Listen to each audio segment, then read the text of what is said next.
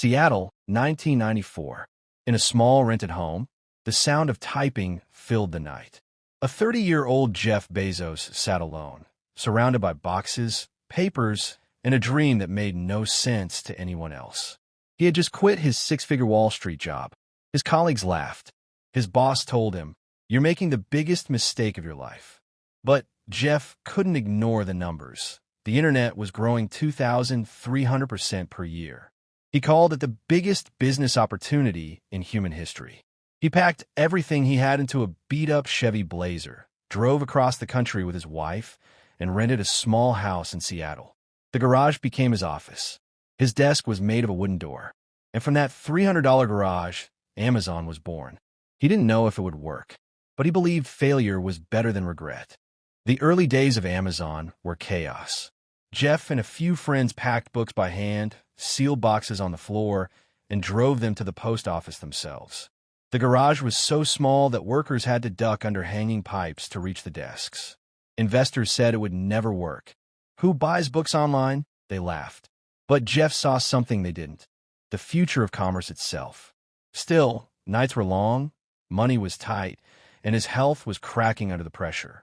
He once said, "I knew if I failed, I wouldn't regret it, but I knew the one thing I might regret is not trying." Sometimes they barely made enough to pay bills. But every package shipped was a reminder. The dream was real, and it was growing one order at a time. By 1999, Amazon went public, and critics pounced. The media mocked him. Analysts called it Amazon.bomb. They said he was just another .com that would crash and burn. When the .com bubble hit, Amazon stock collapsed. Jeff lost billions, on paper, and almost his sanity. But while others folded, he doubled down. He cut costs, restructured, and told his team, "We're not here to chase quick profits. We're here to build something that lasts 100 years.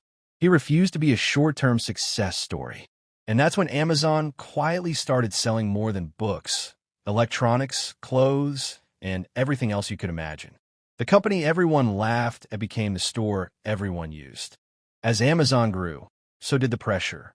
Jeff worked 16-hour days, sleeping under his desk during peak seasons. He was obsessed, not with money, but with the customer. He told his team, "Start with the customer and work backward." When his employees doubted new ideas, like free 2-day shipping or cloud computing, he reminded them, "If you double the number of experiments you do per year, you double your inventiveness."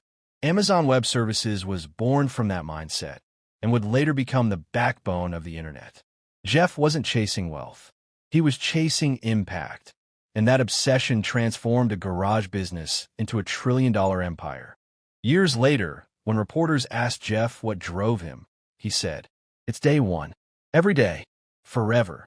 Even as Amazon conquered retail, cloud, and AI, Bezos still believed they were only getting started.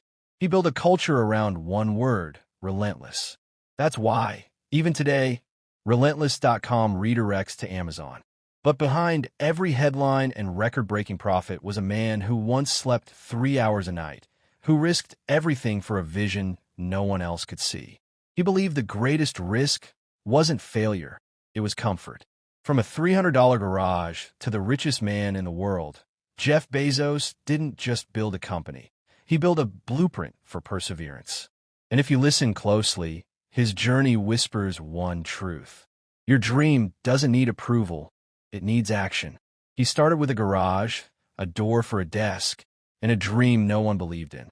Now, that dream powers the world. If Jeff Bezos could risk everything for one idea, what's stopping you? Backend Index Pointing writes, subscribe to Path to Billions for more true billionaire stories that prove every empire begins with nothing but belief.